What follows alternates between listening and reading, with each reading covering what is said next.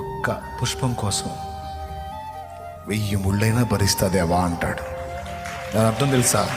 ఒక్క ఆత్మను నరకం నుండి కాపాడడానికి 1000 కష్టాలైనా పడతానయ్యా. కానీ ఆత్మను నశిస్తే మాత్రం నేను చూడలేను. నా కళ్ళ ముందు జీవితాలు నాశనం అవుతుంటే నేను చూడలేను. నా కళ్ళ ముందు బ్రతుకులు పాడైపోతుంటే నాకు ప్రశాంతంగా ఉండాలి.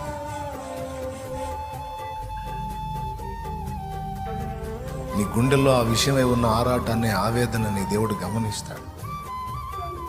అదొక సాక్ష్యమై ఉంటుంది దేవుని ముందు. నువ్వు ఆయన కొడుకువి, కూతురు అంటానికి, నా తండ్రి సంతానం వీళ్ళందరూ పాడైపోతున్నారన్న ఏడుపు నీలో ఉంటే, ఆ విషయమైన రోషం నీలో ఉంటే, భారం నీలో ఉంటే, దుఃఖం నీలో ఉంటే, ప్రయాస నీలో ఉంటే, ప్రార్థన నీలో ఉంటే, ప్రయత్నం నీలో ఉంటే, ప్రకటన నీలో ఉంటే, నిన్ను బట్టి కూడా అంటాడు, ఇదిగో ఈయన నా ప్రియ కుమారుడు, ఈమె నా ప్రియ కుమార్తె.